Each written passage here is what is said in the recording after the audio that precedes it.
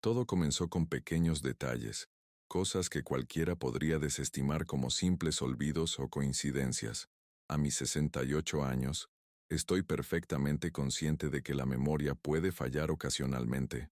Cuando no encontraba mis llaves, cuando mi taza de café aparecía en lugares donde no recordaba haberla dejado, incluso cuando faltaban páginas en mi agenda.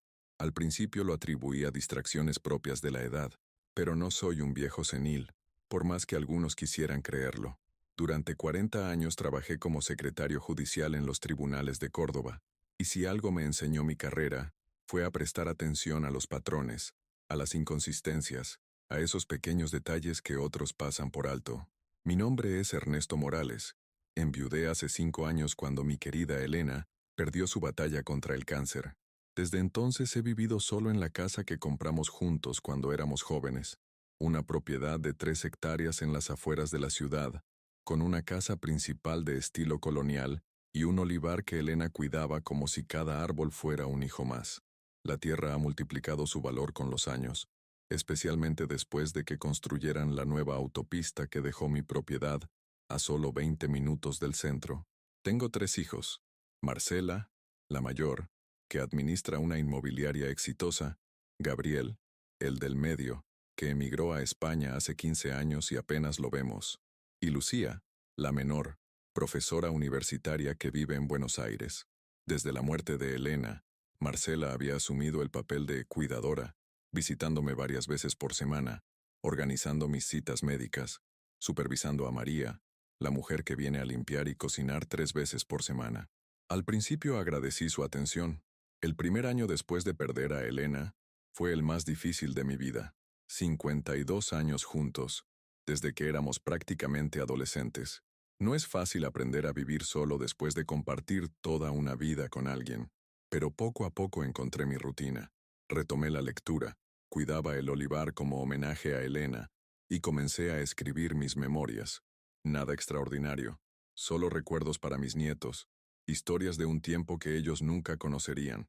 Fue justamente mientras organizaba esos recuerdos cuando noté las primeras señales, páginas que desaparecían de mi escritorio, documentos importantes que no encontraba donde siempre los guardaba, mi pasaporte, que siempre mantenía en el cajón superior de mi escritorio, inexplicablemente guardado en un viejo álbum de fotos. Pequeñas cosas, insignificantes por separado pero inquietantes en conjunto. Una mañana de abril, mientras desayunaba en la galería trasera, observando el olivar cubierto por la neblina que suele formarse en esa época del año, Marcela llegó sin avisar. No era extraño que apareciera así, pero había algo diferente en su actitud. Estaba nerviosa, miraba constantemente su teléfono, y traía consigo a un hombre que no conocía. «Papá, te presento al doctor Riveros», dijo con una sonrisa que no llegaba a sus ojos. «Es un geriatra excelente que trabaja con varios de mis clientes. Le comenté que últimamente has estado un poco despistado, y se ofreció a hacerte una evaluación informal». El hombre, de unos 50 años, con lentes de montura metálica y un maletín de cuero que parecía costoso, me extendió la mano. Su apretón fue firme pero breve, como si temiera contagiarse de algo. «Es un placer conocerlo, señor Morales», dijo con un tono profesional, casi ensayado. Su hija está preocupada por algunos cambios que ha notado en su comportamiento. Nada grave, seguramente, pero a nuestra edad es mejor prevenir, ¿no le parece? Aquel a nuestra edad, intentando crear una falsa complicidad, me pareció condescendiente. El hombre era al menos 15 años menor que yo. «No sabía que necesitaba una evaluación», respondí, manteniendo un tono neutro mientras observaba cuidadosamente sus reacciones. «Me siento perfectamente bien». Por supuesto», se apresuró a decir el supuesto doctor. «Es solo una conversación informal. Marcela mencionó que has tenido algunos episodios de confusión, objetos perdidos, cambios de humor». Miré a mi hija, que evitaba mi mirada, concentrándose en servir café para el visitante. «No recuerdo haberte mencionado ningún cambio de humor», dije. «Y en cuanto a los objetos perdidos, todos olvidamos cosas ocasionalmente». «Papá», intervino Marcela con ese tono que usan los adultos con los niños difíciles, «la semana pasada no pudiste encontrar tu agenda durante 3 días, y resultó que estaba en el refrigerador, y el mes pasado olvidaste la cita con el cardiólogo. Son pequeñas cosas, pero nos preocupan. Yo no recordaba haber puesto mi agenda en el refrigerador. De hecho, estaba seguro de que había estado buscándola en mi estudio cuando Marcela apareció diciendo que la había encontrado allí. Y en cuanto a la cita con el cardiólogo, había sido reprogramada por el propio médico, algo que le había dicho a Marcela. Durante la siguiente hora, el doctor Riveros me hizo preguntas sobre mi rutina diaria, mis hábitos de sueño, mi alimentación. Preguntó si tenía problemas para recordar nombres o fechas importantes, si me sentía desorientado a veces, si había notado cambios en mi capacidad para realizar tareas cotidianas. Las preguntas parecían estándar, pero había algo en su manera de tomar notas, en cómo intercambiaba miradas con Marcela que me puso en alerta. Al finalizar, el doctor guardó su libreta y adoptó una expresión grave. Señor Morales, por lo que he podido observar, hay algunos signos preocupantes que sugieren un deterioro cognitivo inicial, nada catastrófico aún, pero sí lo suficiente como para recomendar una evaluación más exhaustiva en un entorno especializado. ¿Un entorno especializado? Pregunté aunque ya sospechaba a dónde quería llegar. Existe una excelente clínica en las sierras, el Instituto Nuevo Amanecer. Se especializan en evaluaciones geriátricas integrales. Una estancia de 3 semanas les permitiría hacer un diagnóstico completo y establecer un plan de tratamiento adecuado. Marcela intervino inmediatamente. Ya he averiguado, papá. Es un lugar precioso, como un hotel de lujo pero con atención médica. Tienes cobertura completa con tu seguro de retiro. Podrías verlo como unas vacaciones. Unas vacaciones donde me someterían a pruebas para demostrar que estoy perdiendo la cabeza. Respondí con una calma que no sentía. Creo que paso. Vi la mirada que intercambiaron, decepción, frustración y algo más que no supe identificar en ese momento. Papá, es por tu bien, insistió Marcela. Solo unas semanas de observación. Si todo está bien, volverás a casa y nos habremos quitado esta preocupación. Agradezco la preocupación, pero me siento perfectamente bien. Si quieren, puedo ver a mi médico de siempre, el doctor Méndez, que me conoce desde hace 20 años. El doctor Riveros frunció el ceño ligeramente. Con todo respeto, señor Morales, un médico general no está capacitado para evaluar adecuadamente problemas cognitivos específicos de la edad. Necesita un especialista y un entorno controlado. Lo pensaré, dije finalmente, más para terminar la conversación que porque realmente lo considerara.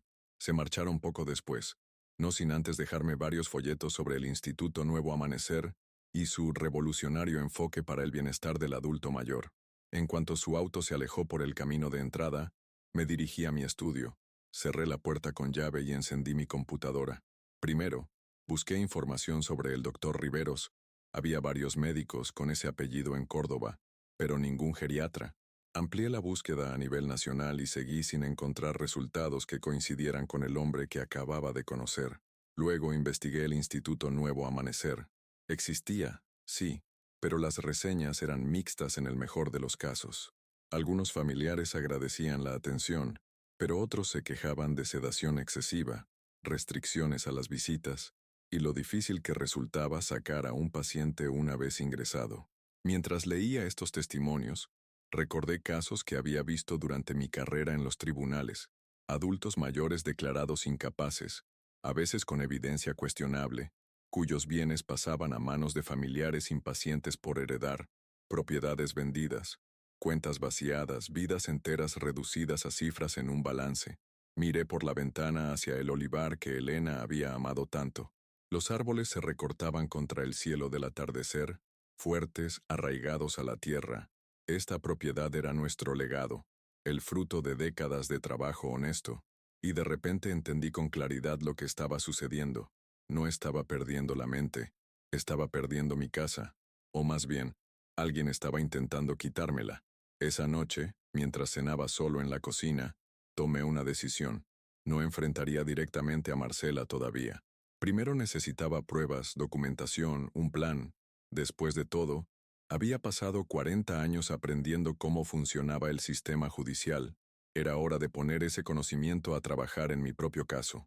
Abrí un cuaderno nuevo, y en la primera página escribí, Caso Morales, intento de incapacitación fraudulenta.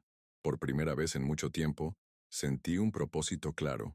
No dejaría que me arrebataran mi dignidad, mi independencia, ni la tierra que Elena y yo habíamos cuidado con tanto amor. La guerra había comenzado, aunque mi oponente aún no lo supiera. La mañana siguiente amaneció con una de esas lluvias primaverales que caen como una cortina de plata sobre los olivares. Me levanté temprano, como siempre lo había hecho durante mis años en el tribunal. La rutina es importante cuando enfrentas una crisis, y esta sin duda lo era, aunque hubiera decidido mantener una apariencia de normalidad. Mi primer movimiento fue instalar discretamente cámaras de seguridad en puntos estratégicos de la casa. No es que fuera un experto en tecnología, pero mi nieto Tomás, hijo de Gabriel, había venido de visita unos meses atrás y me había ayudado a configurar un sistema básico. Para que te sientas más seguro viviendo solo, abuelo, había dicho. En ese momento lo había considerado innecesario, pero ahora agradecía su insistencia. Las cámaras eran pequeñas, casi imperceptibles, y transmitían directamente a mi computadora y a mi teléfono, una en la entrada principal, otra en mi estudio, y una tercera en la cocina, donde guardaba mis medicamentos. No me sentía orgulloso de tener que vigilar mi propia casa, pero necesitaba evidencia objetiva de lo que estaba sucediendo. El segundo paso fue llamar a mi antiguo colega y amigo, Alberto Sánchez, jubilado como yo, pero que había sido uno de los abogados más respetados del fuero civil. Ernesto, qué sorpresa, dijo cuando atendió el teléfono. ¿A qué debo el honor? Hace meses que no sé de ti. Necesito tu consejo, Alberto, respondí. Y tu discreción. ¿Podríamos vernos hoy? Quedamos en encontrarnos en el café del Club Español, un lugar donde solíamos reunirnos con otros colegas en nuestros años activos. A media mañana, cuando la lluvia había dado una tregua, conduje hasta el centro de la ciudad. A pesar de las insinuaciones de Marcela sobre mi supuesta incapacidad, manejaba perfectamente bien, como lo había hecho durante los últimos 50 años. Alberto ya estaba allí cuando llegué, ocupando nuestra mesa habitual junto al ventanal que daba a la plaza. A sus 73 años, seguía manteniendo esa postura erguida y ese aire de dignidad tranquila que siempre lo había caracterizado. Nos dimos un abrazo afectuoso y, tras pedir café para ambos, le conté toda la situación. Me escuchó sin interrumpir, con esa atención analítica que lo había hecho temible en los tribunales. Cuando terminé, se quitó los lentes y los limpió meticulosamente con un pañuelo, un gesto que reconocí como su manera de ganar tiempo para ordenar sus pensamientos. Lo que describes es un posible caso de captación de herencia, dijo finalmente, usando el término legal que yo también había estado considerando. Ya ese supuesto doctor Riveros podría estar incurriendo en varios delitos: usurpación de título, tentativa de estafa, quizás hasta mala praxis si llegara a tratarte. ¿Qué me recomiendas? Pregunté. Primero, documentación. Necesitas pruebas de todo: visitas, conversaciones, cualquier intento de hacerte parecer incapaz. Segundo, un examen médico y psicológico completo con profesionales independientes, de reputación intachable. Tercero, asegurar legalmente tu patrimonio. ¿Te refieres a cambiar mi testamento? No solo eso, hablo de establecer mecanismos que impidan que alguien pueda disponer de tus bienes, incluso si lograran internarte temporalmente. Un fideicomiso, poderes específicos a personas de confianza que no sean tus hijos. Hay varias opciones. Le mencioné que Lucía, mi hija menor, era la única que realmente me visitaba sin un interés aparente. Gabriel estaba lejos, y aunque manteníamos una buena relación, la distancia complicaba su participación activa en mis asuntos. Confía, pero verifica, me aconsejó Alberto, incluso con Lucía. No es que sospeche de ella, pero en estos casos es mejor ser cauteloso, y necesitarás un abogado formalmente constituido. Puedo recomendarte a varios de mi absoluta confianza. Pasamos las siguientes 2 horas elaborando un plan detallado. Al despedirnos, Alberto me apretó el hombro con afecto. Ernesto, conozco tu carácter. Siempre fuiste un hombre discreto, que evitaba los conflictos, pero esta vez necesitas ser firme. Están atacando no solo tu patrimonio, sino tu dignidad y tu autonomía. Lo sé, respondí, y te aseguro que no me quedaré de brazos cruzados. De regreso a casa, hice 2 paradas importantes. La primera fue en la consulta del doctor Méndez. mi médico de cabecera desde hacía décadas. Le expliqué la situación sin rodeos y le pedí un examen completo que certificara mi estado de salud física y mental. Estoy indignado, Ernesto, dijo después de escucharme. Conozco casos similares, pero nunca pensé que te tocaría vivirlo. Haré todos los exámenes necesarios y prepararé un informe detallado. Y si hace falta, testificaré ante cualquier juez. Mi segunda parada fue en la notaría de Ramírez, donde tenía guardados mis documentos importantes. Actualizamos mi testamento. Establecimos un fideicomiso sobre la propiedad con condiciones muy específicas, y preparé un poder preventivo que entraría en vigor solo si era declarado incapaz por una junta médica oficial, no por un solo especialista. El poder recaía en Lucía y en mi sobrino Carlos, hijo de mi difunto hermano, un contador respetado que siempre había mantenido una relación cercana conmigo. Los días siguientes mantuve una apariencia de normalidad.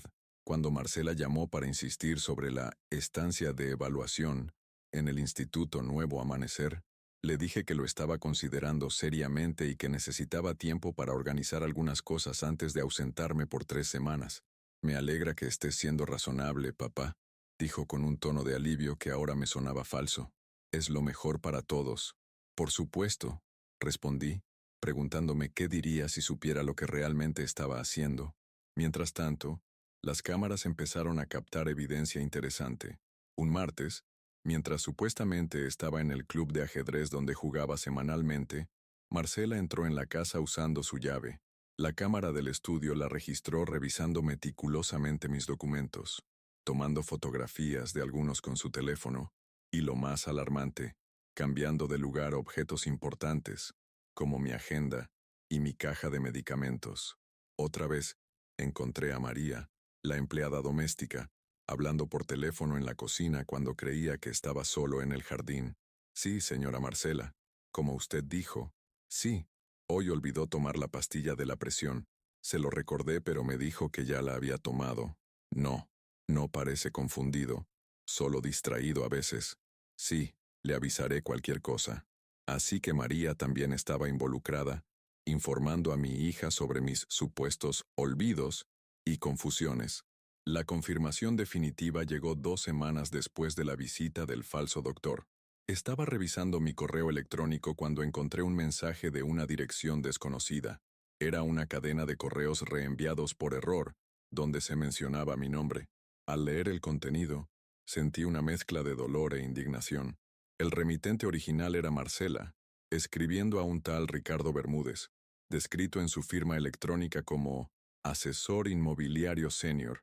Respecto a la propiedad de Camino Las Sierras, la situación avanza según lo planeado. El dueño actual, mi padre, está mostrando signos de deterioro cognitivo que facilitarán el proceso. Tengo un médico cooperando que puede proporcionar la evaluación necesaria. En cuanto consigamos la declaración de incapacidad y la tutela legal, podremos proceder con la venta. Considerando el desarrollo urbanístico proyectado para la zona, estimo que podríamos obtener al menos el doble de la tasación actual. Te mantendré informado. Saludos, Marcela Morales. La respuesta de Bermúdez era igualmente reveladora. Excelentes noticias, Marcela. Los inversionistas están muy interesados y dispuestos a mejorar su oferta. Una vez que tengas la tutela, podríamos cerrar rápidamente.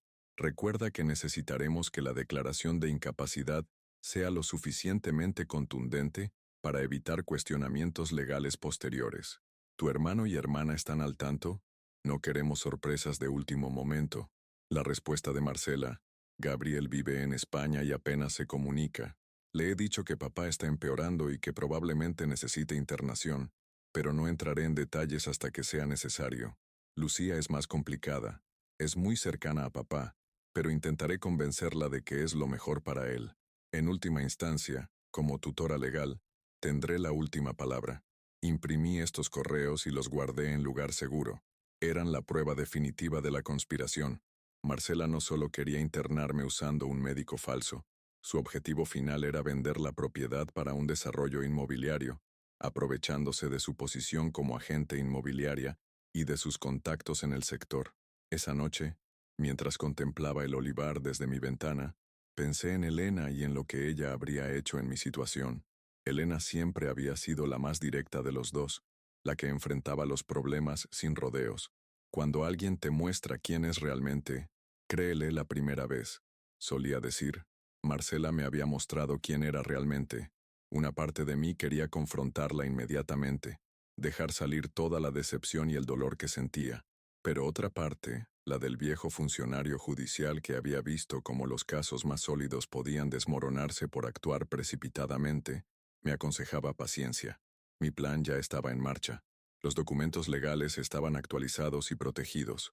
Las pruebas se acumulaban día a día. Los exámenes médicos confirmaban que estaba en pleno uso de mis facultades. Ahora necesitaba dar el siguiente paso, entender completamente quién era este falso doctor Riveros y qué conexión tenía con el Instituto Nuevo Amanecer. Porque si mis sospechas eran correctas, no era la primera vez que participaba en un esquema como este, y probablemente tampoco sería la última. Con esta determinación, apagué las luces y me fui a dormir. La lucha apenas comenzaba, pero por primera vez desde que empezó esta pesadilla, sentí que tenía una oportunidad real de ganar. La investigación sobre el falso doctor Riveros resultó ser más fructífera de lo que esperaba. Con la ayuda de Carlos, mi sobrino, quien además de contador tenía contactos en diversos ámbitos profesionales, pudimos establecer su verdadera identidad. Ramiro Vega, un ex empleado administrativo de una clínica psiquiátrica que había sido despedido 3 años atrás por irregularidades en el manejo de historias clínicas. No tenía formación médica más allá de un curso técnico en enfermería que nunca había completado.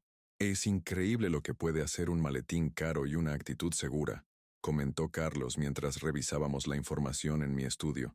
Este tipo ha estado involucrado en al menos 2 casos similares en los últimos años, aunque nunca se presentaron cargos formales. ¿Y su relación con el Instituto Nuevo Amanecer? Pregunté. No trabaja allí oficialmente, explicó Carlos, pero hay conexiones. El director médico del instituto, el doctor Peralta, aparece como consultante en una empresa llamada Asesoría Geriátrica Integral, que, casualmente, tiene como uno de sus socios minoritarios a un tal Ramiro Vega. Y adivina quién más está vinculada a esa empresa. La inmobiliaria de Marcela ha gestionado la venta de al menos 3 propiedades, cuyos dueños terminaron internados en el instituto durante el último año. Esta información confirmaba mis peores sospechas. No se trataba de un incidente aislado, sino de un esquema organizado. Ancianos, diagnosticados, con deterioro cognitivo, internados en una institución cómplice, y mientras tanto, sus propiedades vendidas por personas que supuestamente velaban por sus intereses. ¿Crees que Marcela está detrás de todo esto? ¿O solo es una oportunista que se sumó a un esquema ya existente? Preguntó Carlos. La pregunta me dolía. Era mi hija, después de todo. La había criado, la había visto crecer, había estado orgulloso de sus logros profesionales. ¿En qué momento había decidido que mi propiedad valía más que mi bienestar? No lo sé, respondí honestamente. Y en cierto modo, no importa. Lo que importa es detener esto y asegurarme de que no le ocurra a nadie más. Con la información recopilada, era momento de involucrar a las autoridades. Alberto, mi amigo abogado, me había recomendado a la de Gawacrera, Miranda Ríos, fiscal especializada en delitos contra adultos mayores. La contactamos y acordamos una reunión en su despacho. La fiscal Ríos resultó ser una mujer de unos 40 años, con una mirada penetrante y una eficiencia que inspiraba confianza inmediata. Escuchó nuestra exposición del caso con atención profesional, revisando cada documento, cada grabación, cada prueba que habíamos reunido. Señor Morales, dijo finalmente, tiene un caso sólido aquí: usurpación de título profesional, intento de estafa, posible asociación ilícita.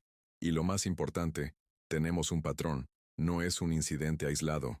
¿Qué recomienda?, pregunté. Presentaremos una denuncia formal y solicitaremos medidas cautelares inmediatas para protegerlo a usted y su patrimonio. También iniciaremos una investigación sobre el Instituto Nuevo Amanecer y esta red que parece operar a su alrededor. ¿Y mi hija?, pregunté con un nudo en la garganta. La fiscal me miró con una mezcla de compasión y firmeza profesional. Su hija está claramente implicada, señor Morales. Entiendo que esto es doloroso para usted, pero la ley debe aplicarse por igual. Dicho esto, Su nivel de participación y conocimiento del esquema completo aún está por determinarse. Asentí, agradeciendo su honestidad. Mientras nos preparábamos para presentar la denuncia formal, recibí una llamada de Marcela. Papá, dijo con una voz que intentaba sonar casual, pero que denotaba urgencia. Tengo buenas noticias. El Instituto Nuevo Amanecer tiene una vacante para la próxima semana. Ya está todo arreglado. Solo necesitamos que firmes unos papeles. Pasaré esta tarde con el doctor Riveros. Claro, hija, respondí, manteniendo un tono neutral. Estaré esperándolos. Al colgar, miré a la fiscal y a Carlos. Vienen esta tarde, con los papeles para internarme. La fiscal Ríos asintió. Perfecto. Es justo lo que necesitamos para completar el caso. Señor Morales, ¿estaría dispuesto a que instaláramos micrófonos en su casa para esta reunión? Con una orden judicial, por supuesto. Haga lo que sea necesario, fiscal. Quiero que este caso sea inapelable. Esa tarde, mi casa estaba discretamente vigilada por agentes de la fiscalía. Habían instalado micrófonos adicionales y 2 agentes esperaban en un vehículo sin identificación a una cuadra de distancia. Carlos estaba conmigo, supuestamente de visita casual. Marcela llegó puntualmente a las 5, acompañada por el falso doctor Riveros, y para mi sorpresa, por Ricardo Bermúdez, el asesor inmobiliario, mencionado en los correos. Ah, papá, dijo Marcela con una sonrisa forzada. Ya conoces al doctor Riveros, y él es Ricardo, un colega de la inmobiliaria que casualmente tiene un familiar en el instituto y nos ha ayudado con todos los trámites. Un placer conocerlo, señor Morales, dijo Bermúdez, estrechando mi mano con excesiva cordialidad. Marcela habla maravillas de usted. Estoy seguro, respondí secamente. Pasen, por favor. Carlos está de visita. Espero que no les importe. Vi un destello de preocupación en los ojos de Marcela al ver a Carlos, pero lo disimuló rápidamente. Por supuesto que no. Qué gusto verte, primo. Nos sentamos en la sala. María, la empleada, sirvió café y luego se retiró, no sin antes lanzarme una mirada culpable. Ella también sabía lo que estaba ocurriendo. Bueno, papá, comenzó Marcela, sacando una carpeta de su maletín. Como te comenté, hemos conseguido una plaza en el instituto para la próxima semana. Es una oportunidad excelente, ya que normalmente hay lista de espera de varios meses. ¡Qué suerte la mía!, comenté con ironía que pasó desapercibida para ellos. El doctor Riveros ha preparado todos los informes médicos necesarios. Continuó. Solo necesitamos tu firma en estos documentos. La solicitud de ingreso, la autorización para tratamiento y este poder temporal para que yo pueda manejar tus asuntos mientras estés internado. Tomé los documentos y los revisé lentamente.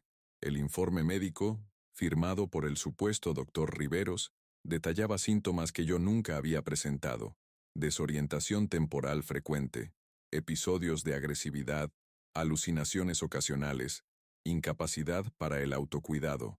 El poder que querían que firmara no era temporal en absoluto. Otorgaba a Marcela control total sobre mis bienes y decisiones médicas por tiempo indefinido, con capacidad para vender propiedades sin restricciones. Todo parece estar en orden, dije, manteniendo la calma. Pero antes de firmar, me gustaría hacer algunas preguntas al doctor Riveros, simple curiosidad profesional, después de tantos años trabajando en tribunales. Por supuesto, respondió el falso médico con una confianza que pronto se evaporaría. Doctor, ¿podría explicarme cuál es la diferencia diagnóstica entre un deterioro cognitivo leve y una demencia tipo Alzheimer en fase inicial? Los síntomas pueden ser similares, tengo entendido. Vi un destello de pánico en sus ojos. Balbuceó una respuesta vaga sobre patrones de comportamiento y marcadores neurológicos, sin concretar nada. Interesante, continué. ¿Y en su opinión profesional, qué valor predictivo tienen los tests neuropsicológicos estándar como el Mini-Mental o el test del reloj para estos casos? Más balbuceos, más generalidades. Carlos observaba la escena con una mezcla de asombro y admiración. Una última pregunta, doctor, dije, inclinándome hacia adelante. ¿En qué universidad obtuvo su especialización en geriatría? Me interesa porque mi sobrino Carlos está considerando esa rama de la medicina. El falso doctor palideció visiblemente. Marcela intervino rápidamente. Papá, No creo que este sea el momento para una entrevista profesional. Lo importante ahora es completar estos trámites para que puedas recibir la atención que necesitas. ¿La atención que necesito? Repetí, abandonando finalmente mi fachada de cooperación. ¿O la que tú necesitas para vender mi propiedad a los inversionistas con los que has estado negociando? El silencio que siguió fue absoluto. Marcela me miró boquiabierta, mientras Bermúdez se removía incómodo en su asiento. No sé de qué estás hablando, intentó Marcela. Creo que lo sabes perfectamente. Respondí, sacando una carpeta que había preparado. Aquí tengo los correos electrónicos que intercambiaste con el señor Bermúdez sobre la venta de mi propiedad una vez que consiguieras mi declaración de incapacidad. También tengo grabaciones de tus visitas a mi casa cuando creías que no estaba, moviendo objetos del lugar para hacerme creer que los olvidaba. Y, por supuesto, tengo la confirmación de que el Doctor Riveros es en realidad Ramiro Vega, un ex empleado administrativo sin formación médica. La cara de Vega se transformó por completo. Ya no era el médico seguro y condescendiente, sino un hombre asustado viendo cómo su estafa se desmoronaba. Esto es un malentendido, intervino Bermúdez, intentando controlar la situación. Señor Morales, su hija solo quiere lo mejor para usted.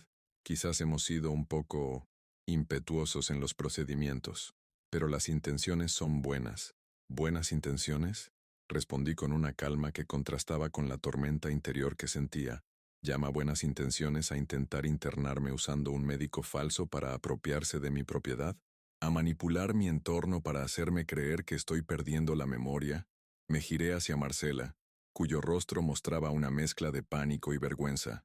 Lo que más me duele, Marcela, no es el intento de estafa, es que estuvieras dispuesta a destruir mi dignidad, mi autonomía, mi vida, por dinero, la propiedad que tu madre y yo construimos con tanto esfuerzo durante décadas.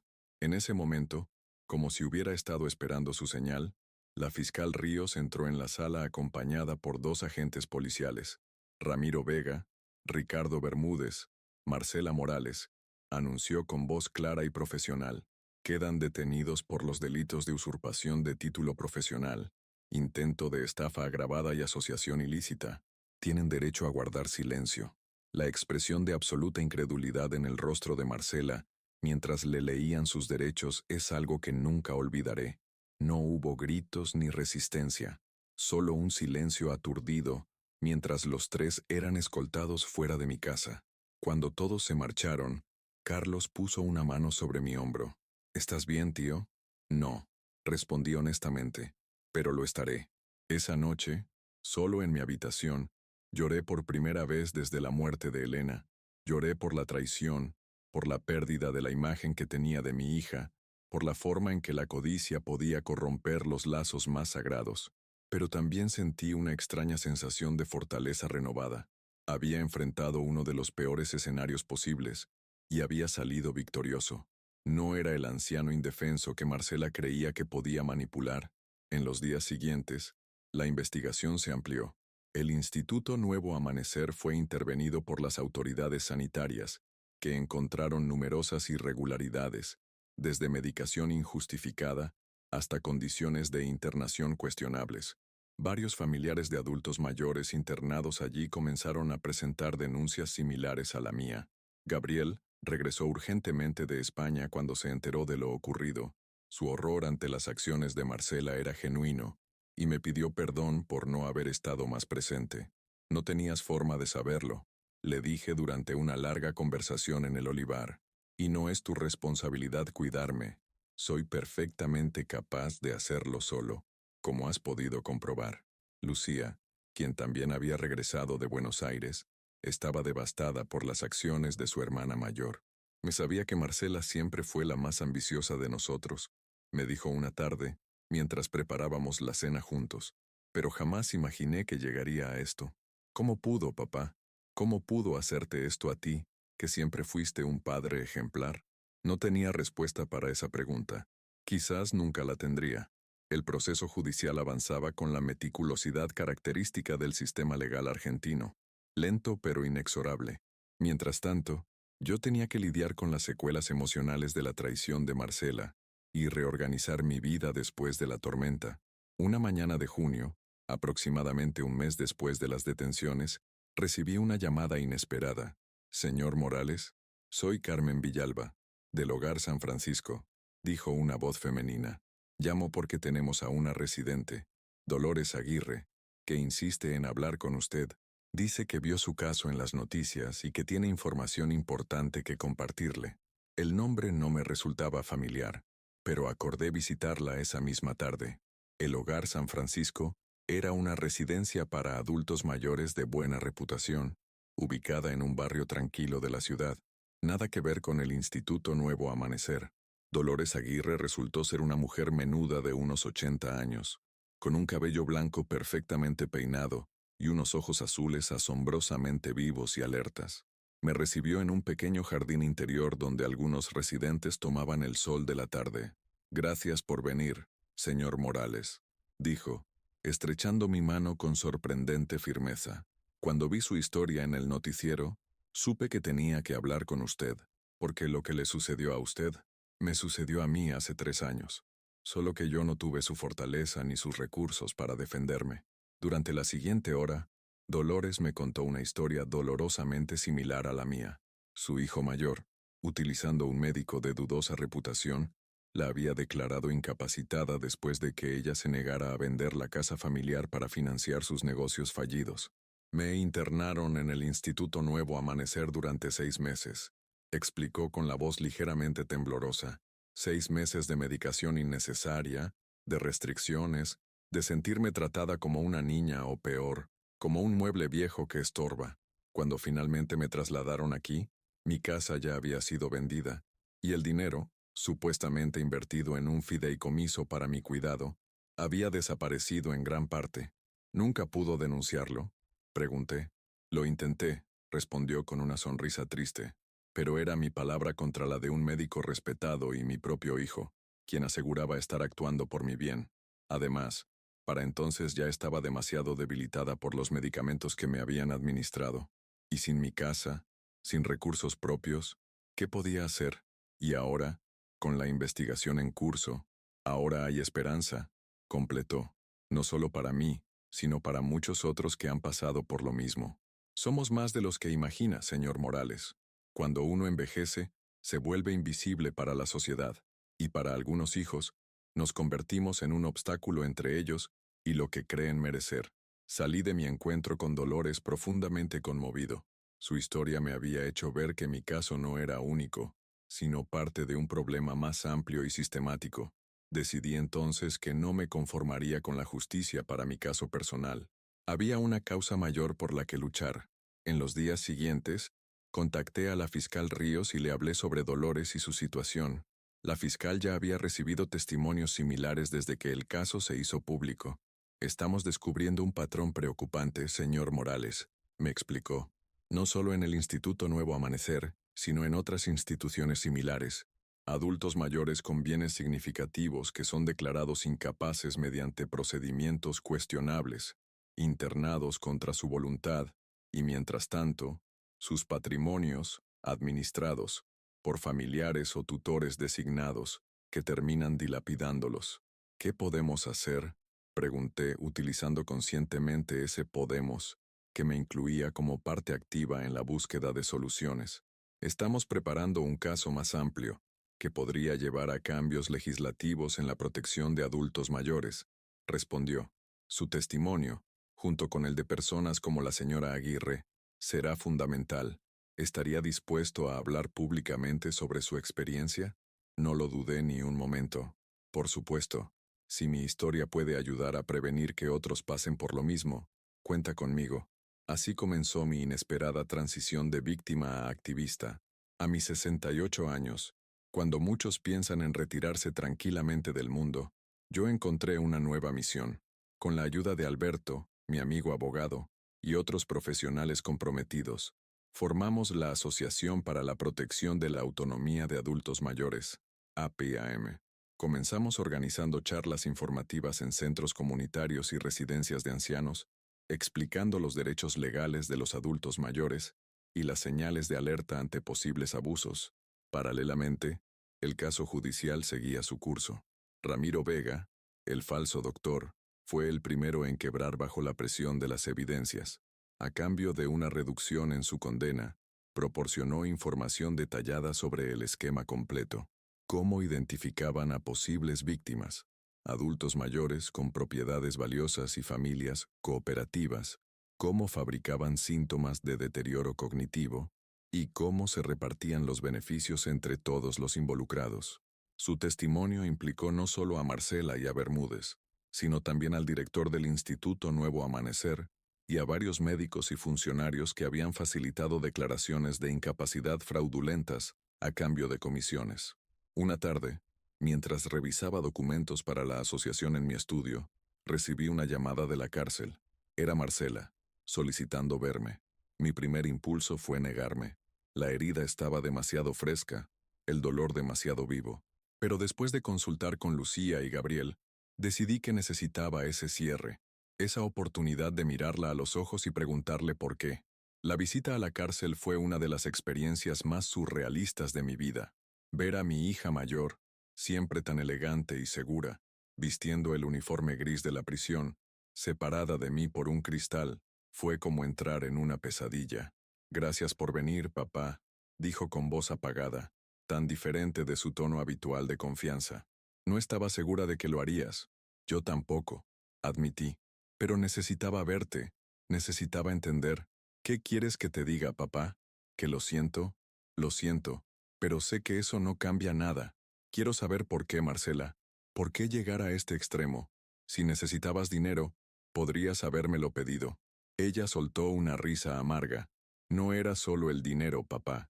Era la oportunidad, la propiedad. Con el nuevo desarrollo de la zona, valía una fortuna. Bermúdez me ofreció una comisión que habría asegurado mi futuro para siempre. Y yo, simplemente me convencí de que no te estaba haciendo daño realmente, que estarías mejor atendido en una institución, que ya era demasiado para ti vivir solo en esa casa tan grande. Mentiras, interrumpí. Te mentiste a ti misma para justificar lo injustificable.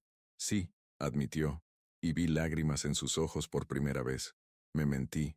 Me dije que era por tu bien, que era lo que mamá habría querido, pero en el fondo sabía que era una traición imperdonable. Y ahora he perdido todo. Mi libertad, mi reputación, mi carrera, y lo peor, he perdido a mi padre.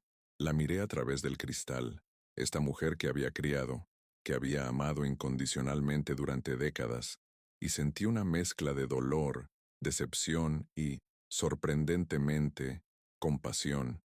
No me has perdido, Marcela, dije finalmente. Me has herido profundamente. Has traicionado mi confianza, y tendrás que afrontar las consecuencias legales de tus acciones. Pero sigues siendo mi hija, y cuando hayas cumplido tu condena, cuando hayas reflexionado realmente sobre lo que hiciste, quizás podamos comenzar a reconstruir algo. Salí de la prisión con una sensación de pesadez, pero también con un extraño sentimiento de liberación. No había perdonado a Marcela, no todavía, pero había abierto una puerta que creía cerrada para siempre. Esa noche, sentado en el porche que daba al olivar, llamé a Lucía y a Gabriel para contarles sobre la visita. Los tres hablamos durante horas, procesando juntos el dolor y la confusión y la esperanza frágil de que algún día, quizás, nuestra familia podría sanar, aunque nunca volvería a ser la misma. Mientras la conversación se extendía hasta bien entrada la noche, me di cuenta de que estaba viviendo un momento que muchos en mi situación nunca tendrían, la oportunidad de enfrentar la traición, de procesarla abiertamente con los seres queridos que permanecían a mi lado, y de comenzar a construir algo nuevo desde las ruinas de lo que se había perdido. Papá, dijo Lucía antes de colgar, estoy tan orgullosa de cómo has manejado todo esto. Muchos se habrían derrumbado, pero tú has encontrado fuerza para luchar no solo por ti, sino por otros que han pasado por lo mismo. Sus palabras me conmovieron profundamente. A pesar del dolor, había encontrado un propósito que daba sentido a esta experiencia traumática, y aunque no podía cambiar el pasado, podía usar lo aprendido para ayudar a cambiar el futuro de otros adultos mayores vulnerables ante estos abusos. Con esa convicción renovada, me fui a dormir, sabiendo que el camino hacia la justicia completa sería largo, pero decidido a recorrerlo hasta el final. El invierno cordobés trajo consigo vientos fríos que sacudían los olivos, y mañanas de escarcha que plateaban el jardín.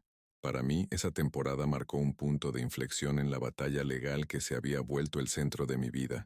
El juicio contra Marcela, Bermúdez y los demás implicados avanzaba con la deliberada lentitud del sistema judicial, pero otros aspectos de mi lucha cobraban impulso.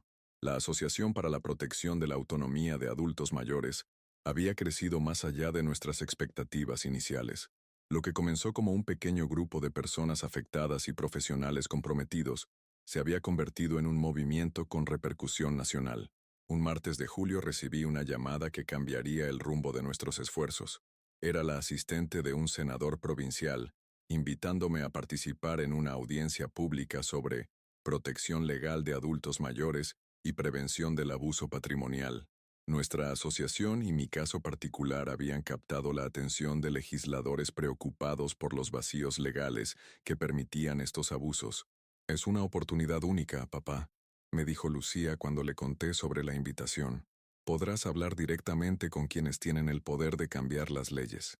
La audiencia estaba programada para 3 semanas después. Durante ese tiempo, me dediqué a preparar mi testimonio con la ayuda de Alberto y la fiscal Ríos. No quería limitarme a contar mi historia personal. Quería presentar propuestas concretas basadas en la experiencia colectiva de todos los afectados que habíamos conocido a través de la asociación. El día de la audiencia amaneció despejado y frío. Gabriel había volado desde España para acompañarme, un gesto que aprecié profundamente. Mientras nos dirigíamos al edificio de la legislatura provincial, sentí una mezcla de nerviosismo y determinación. La sala estaba llena de legisladores, periodistas, representantes de asociaciones de jubilados y profesionales del ámbito geriátrico y legal. Vi a Dolores Aguirre en primera fila, junto con otros miembros de nuestra asociación. Su presencia me dio fuerza. Cuando me llamaron al estrado, sentí que no estaba solo. Llevaba conmigo las voces de todos aquellos que habían sido silenciados, que habían perdido su autonomía, su dignidad y sus bienes a manos de quienes debían protegerlos. Mi nombre es Ernesto Morales. Comencé. Tengo 68 años, y hace 6 meses descubrí que mi hija mayor había contratado a un falso médico para declararme incapacitado, con el objetivo de internarme en una institución y vender mi propiedad.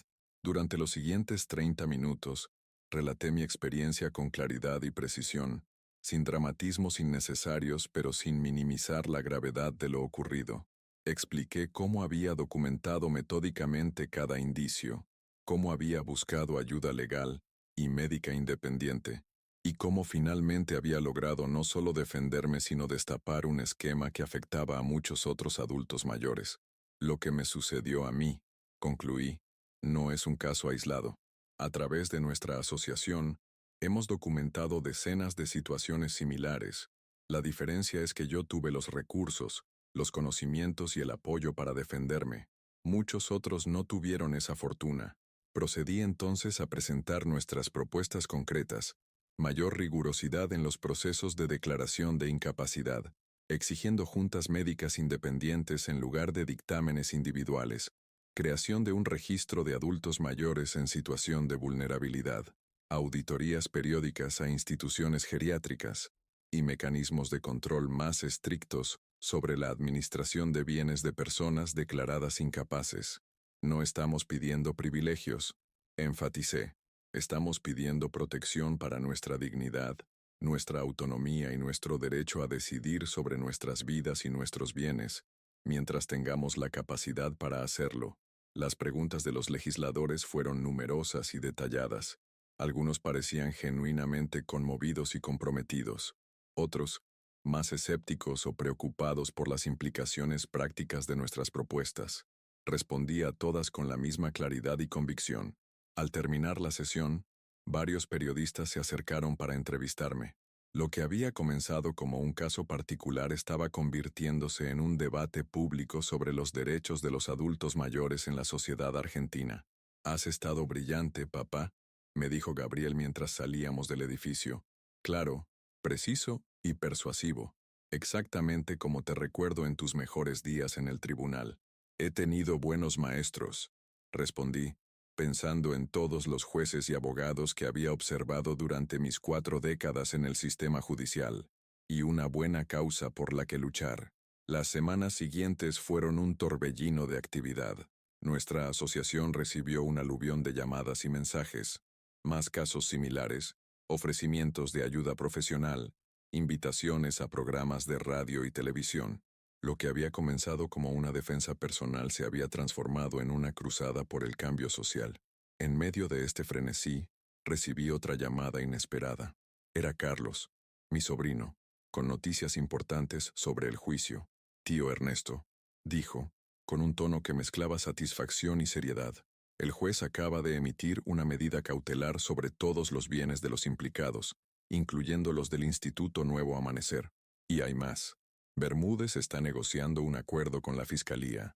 Parece dispuesto a proporcionar información detallada sobre toda la red a cambio de una reducción en su condena. ¿Qué significa esto para Marcela?, pregunté, sintiendo esa punzada de dolor que siempre acompañaba cualquier mención de mi hija. Depende de qué revele Bermúdez y de cuánto coopere ella también, respondió Carlos con honestidad. Pero el caso es sólido, tío. La fiscal Ríos ha hecho un trabajo excepcional y las pruebas son contundentes. Esa noche, sentado en mi estudio repasando los acontecimientos de los últimos meses, me encontré reflexionando sobre el extraño giro que había tomado mi vida. A una edad en que muchos de mis contemporáneos disfrutaban de una jubilación tranquila, yo me había convertido en el rostro de una lucha por los derechos de los adultos mayores. El dolor de la traición seguía allí, una herida que quizás nunca sanaría completamente, pero había encontrado un propósito que trascendía mi experiencia personal. La semana siguiente trajo un desarrollo inesperado. Recibí una llamada de Luján Pereira, una periodista de investigación que había estado siguiendo el caso. Señor Morales, dijo con un tono de urgencia, he estado investigando el Instituto Nuevo Amanecer y he descubierto algo que creo que debería saber. ¿Podríamos reunirnos? Acordamos vernos esa misma tarde en un café discreto del centro. Luján resultó ser una mujer joven, pero con la intensidad de alguien que lleva años persiguiendo la verdad en los rincones más oscuros de la sociedad. He conseguido acceso a registros financieros del instituto y a comunicaciones internas, me explicó después de asegurarse de que nadie nos escuchaba. Lo que descubrí va más allá de lo que imaginábamos. No se trata solo de casos aislados de captación de herencias. Estamos hablando de una red sistemática que opera en varias provincias, con ramificaciones en el sistema judicial, en servicios sociales, incluso en algunas entidades bancarias. Me mostró documentos que detallaban transacciones sospechosas, nombres de jueces que habían aprobado declaraciones de incapacidad cuestionables, funcionarios que habían mirado hacia otro lado cuando surgían denuncias. ¿Por qué me muestra esto a mí y no a la fiscal?, pregunté. Porque la fiscal Ríos, aunque es íntegra y comprometida, está limitada por el sistema. Algunos de los nombres que aparecen aquí tienen poder suficiente para bloquear cualquier investigación oficial. Necesitamos presión pública, señor Morales, y usted se ha convertido en una voz respetada en este tema. Entendí entonces lo que me estaba pidiendo: usar mi recién adquirida visibilidad para exponer públicamente esta red de corrupción, para crear un escándalo que ni siquiera los más poderosos pudieran acallar. Es una decisión arriesgada, advirtió Luján, como si leyera mis pensamientos. Estas personas tienen recursos e influencia, podrían contraatacar. ¿Ya intentaron destruirme una vez? Respondí con una determinación que me sorprendió a mí mismo. No lo lograron entonces y no lo lograrán ahora. Durante los días siguientes, trabajamos en estrecha colaboración con la fiscal Ríos, compartiendo la información que Luján había recopilado y diseñando una estrategia que combinara la vía legal con la exposición pública. Decidimos actuar simultáneamente. Mientras la Fiscalía preparaba una serie de allanamientos y citaciones basados en la nueva evidencia, yo participaría en una entrevista exclusiva con un programa de investigación de alcance nacional. La noche anterior a la entrevista, recibí una llamada anónima. Retírese, Morales, dijo una voz masculina, deliberadamente distorsionada. Está metiéndose con gente que puede hacerle mucho daño. Su casa es bonita. Sería una pena que ocurriera un accidente. En lugar de asustarme, la amenaza solo reforzó mi determinación. Informé inmediatamente a la fiscal, quien dispuso vigilancia policial discreta alrededor de mi propiedad. La entrevista se realizó según lo planeado. Durante 2 horas, Expuse metódicamente los hallazgos de Luján, respaldados por documentación contundente, nombres, fechas, montos, patrones de comportamiento que revelaban un sistema diseñado para despojar a adultos mayores vulnerables de sus bienes y su dignidad. Lo que estamos viendo aquí, concluí, mirando directamente a la cámara, no es solo un delito contra individuos particulares, es un delito contra toda nuestra sociedad, contra la idea misma de que envejecer con dignidad es un derecho fundamental. La repercusión fue inmediata y abrumadora. En las 24 horas siguientes, el tema dominó los titulares y las redes sociales. Otros medios retomaron la investigación, ampliándola con nuevos testimonios y evidencias. Políticos de diversos partidos expresaron su indignación y prometieron acciones concretas. Lo más impactante fueron las llamadas que comenzaron a llegar a nuestra asociación. Decenas, luego cientos de personas con historias similares, dispuestas finalmente a hablar, a denunciar, a unirse a nuestra causa. Una semana después de la entrevista, la fiscal Ríos me informó que se habían realizado más de 20 allanamientos simultáneos en diversas instituciones y domicilios particulares. Se habían incautado documentos, computadoras y teléfonos que prometían revelar el alcance completo de la red. Varios jueces habían sido apartados de sus funciones mientras se investigaba su participación. El director del Instituto Nuevo Amanecer y 2 de sus médicos principales estaban detenidos. Es solo el comienzo, me advirtió la fiscal. Este tipo de investigaciones son complejas y pueden extenderse durante meses o incluso años. Habrá resistencia, intentos de obstrucción, presiones políticas, pero le prometo, señor Morales, que llegaremos hasta el final. Lo sé, respondí, y estaré aquí para verlo. Esa noche, mientras revisaba los mensajes de apoyo que seguían llegando a mi correo electrónico, encontré uno que me dejó sin aliento. Era de Gabriel, reenviándome un correo electrónico que había recibido de Marcela desde la prisión. Papá, escribí a mi hija mayor, he visto la entrevista. Acabo de declarar ante la fiscal Ríos, contándole todo lo que sé sobre la red y sobre cómo me involucré. No espero ni pido tu perdón, pero quiero que sepas que estoy orgullosa de lo que estás haciendo. Mamá también lo estaría. Te quiero, a pesar de todo. Marcela. Leí el mensaje varias veces, sintiendo una mezcla contradictoria de emociones. Dolor, nostalgia, un atisbo de esperanza. No respondí inmediatamente. Algunas heridas necesitan tiempo, y la relación con Marcela, si alguna vez se reconstruía, requeriría mucho más que un intercambio de mensajes. Los días siguientes trajeron más novedades. La investigación se expandía como una mancha de tinta, revelando conexiones inesperadas y arrastrando a la superficie nombres que nunca habríamos imaginado. La opinión pública estaba completamente de nuestro lado, y los políticos, sintiendo el cambio en el viento, comenzaron a proponer reformas legislativas. Un jueves por la tarde, mientras trabajaba en mi estudio preparando documentación para la asociación, recibí la visita de un hombre al que no esperaba ver, Ricardo Bermúdez, el socio inmobiliario de Marcela, quien había sido liberado bajo fianza mientras cooperaba con la investigación. Señor Morales, dijo cuando María lo hizo pasar, sé que soy probablemente la última persona que desea ver, pero necesito hablar con usted.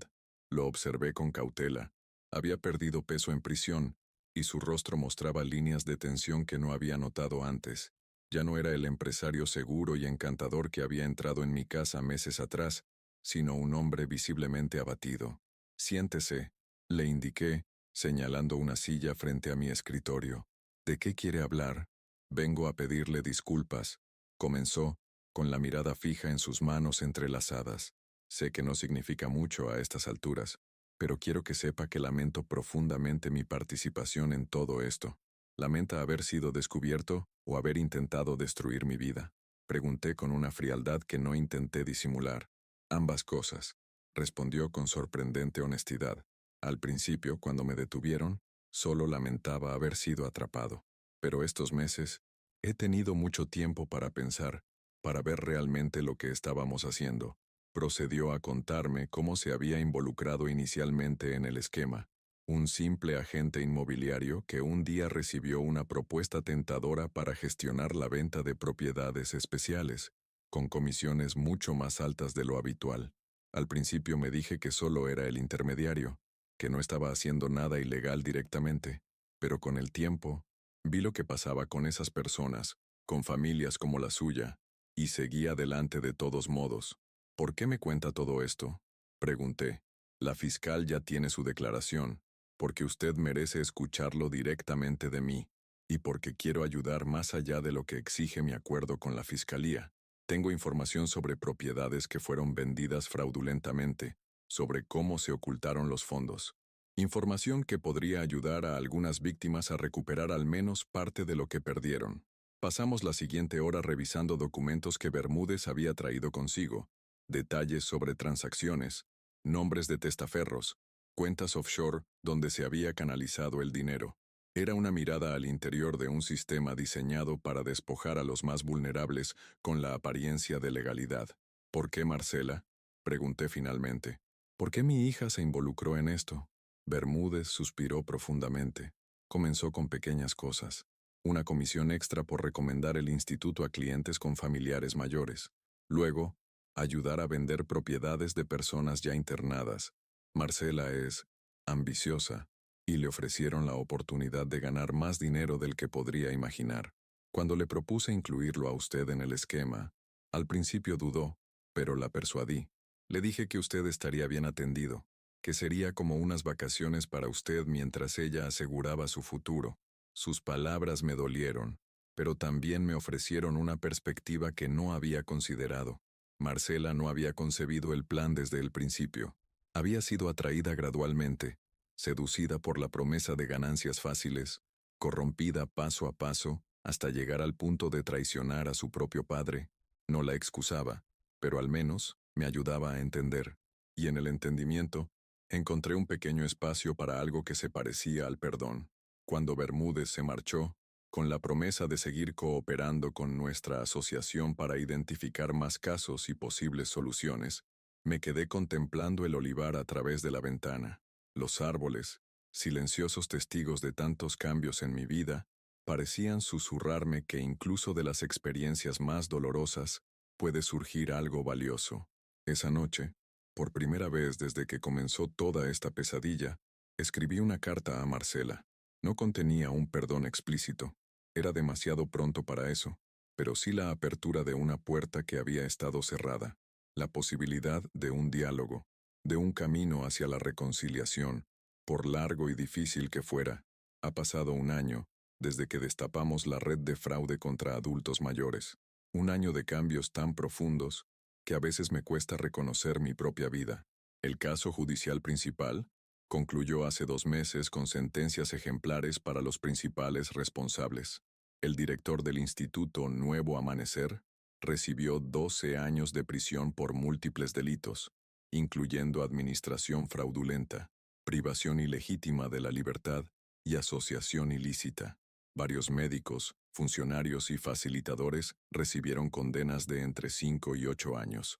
Ramiro Vega, el falso doctor Riveros, cumplirá 4 años en prisión, una sentencia reducida gracias a su cooperación desde el principio.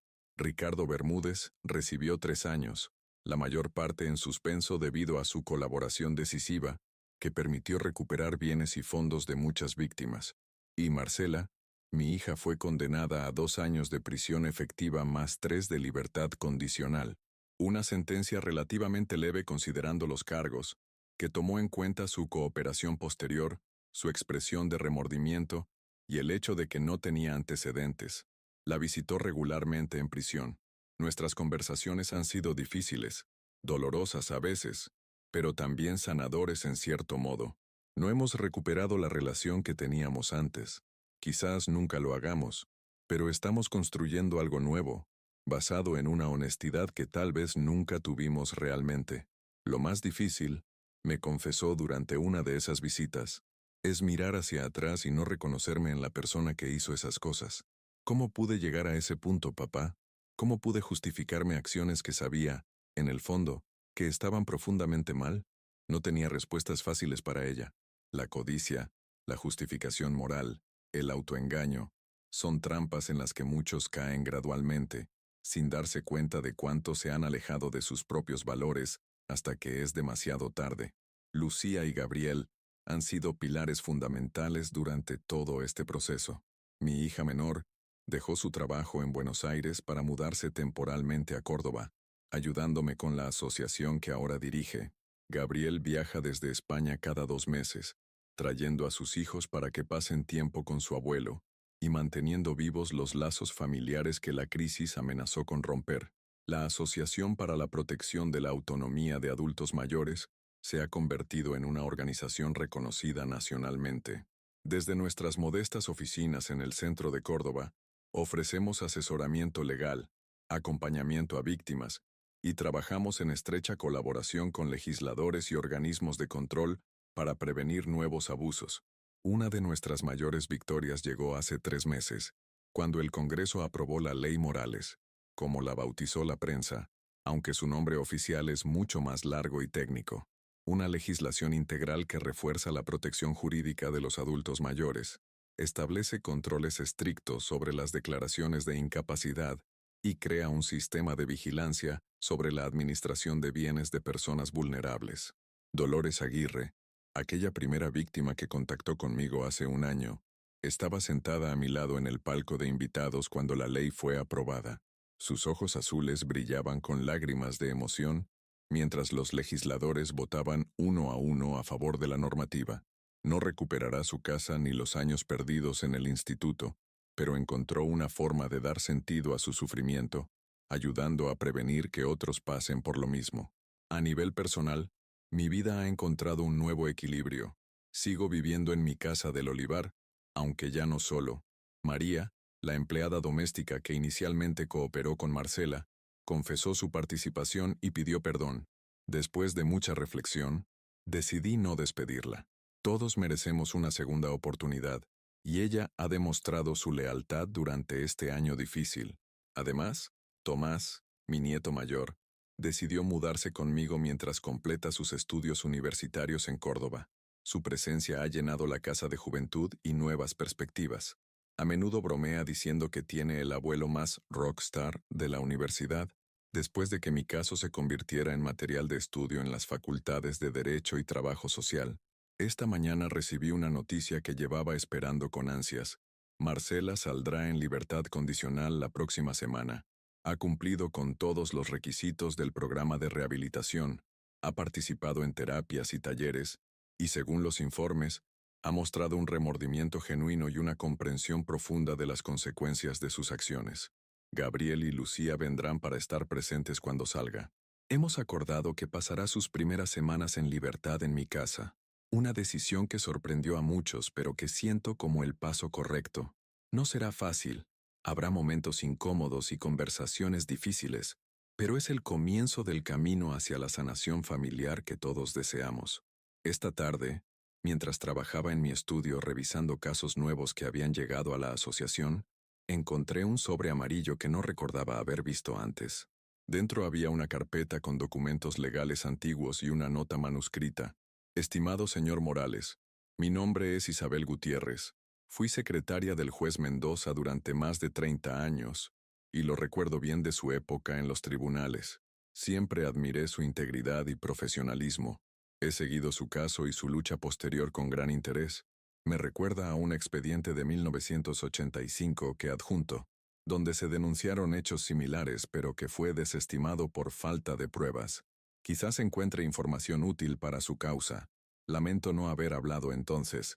El miedo y la complicidad silenciosa permitieron que estas prácticas continuaran durante décadas. Gracias por su valentía al enfrentarlas ahora. Con admiración, Isabel Gutiérrez. Pasé las siguientes horas absorto en el expediente amarillento. Relataba un caso asombrosamente similar al mío. Un anciano adinerado, un médico cuestionable, una internación forzada, propiedades vendidas bajo sospechosas circunstancias, las mismas tácticas, los mismos patrones, casi 40 años atrás, y nombres que conectaban aquel caso con nuestra investigación actual, revelando raíces aún más profundas de lo que habíamos imaginado. Mientras documentaba estas nuevas conexiones para entregarlas a la fiscal Ríos, reflexioné sobre el extraño camino que me había traído hasta aquí. Nunca hubiera elegido pasar por la traición, el dolor y la lucha de estos últimos meses. Pero tampoco puedo negar que, de alguna manera, esta crisis me permitió encontrar un propósito más grande que mí mismo, una causa que trasciende mi experiencia personal. El timbre de la puerta interrumpió mis pensamientos. Era Luján, la periodista de investigación que había contribuido decisivamente a destapar la red completa. Vengo a despedirme, don Ernesto, dijo mientras tomábamos café en la galería. Me han ofrecido un puesto en un medio nacional en Buenos Aires. Seguiré la historia desde allí, investigando ramificaciones que van más allá de Córdoba. Te echaremos de menos, respondí con sinceridad. Sin tu coraje, muchos aspectos de esta trama seguirían ocultos. Fui sin el suyo. Yo nunca habría tenido esta historia, respondió ella. ¿Sabe?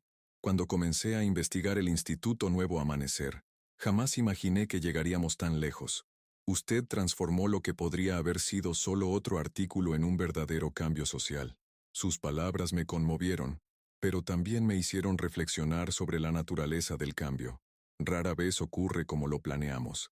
A veces surge de nuestros momentos más oscuros, de las crisis que no buscamos pero que, de algún modo, nos encuentran. Esa noche, sentado en el porche contemplando el olivar, pensé en Elena, en cómo habría reaccionado ante todo lo ocurrido, en su indignación ante la traición de Marcela, pero también en su capacidad para perdonar, para reconstruir, para encontrar el camino hacia adelante incluso en las circunstancias más difíciles. Lo hice, Elena, susurré al viento que mecía suavemente las hojas plateadas de los olivos. Defendí lo nuestro, y quizás en el proceso, ayudé a otros a defender lo suyo también. El sonido de un auto aproximándose por el camino de entrada interrumpió mi contemplación. Eran Lucía y Gabriel, llegando antes de lo previsto para preparar la casa para el regreso de Marcela. Mientras los veía salir del auto, cargados con bolsas y con esa energía característica que siempre traían consigo, sentí una profunda gratitud por tener hijos que, a pesar de todo, seguían a mi lado, por la oportunidad de reconstruir mi relación con Marcela, por difícil que fuera el camino, por haber encontrado la fuerza para luchar cuando era más fácil rendirse. Mi hija trajo a un médico falso para internarme. Sí, pero yo respondí con documentos. Recuperé mi propiedad, y en el proceso, ayudé a cambiar un sistema que permitía abusos similares contra muchos otros. No elegí esta batalla.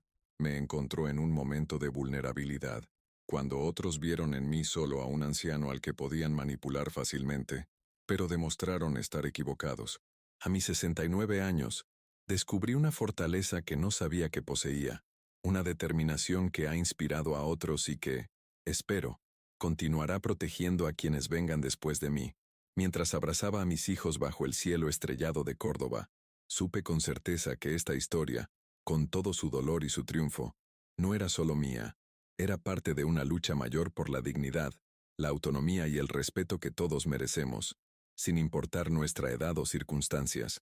Y en esa lucha, había encontrado no solo justicia, sino también un nuevo propósito para los años que me quedaban por vivir.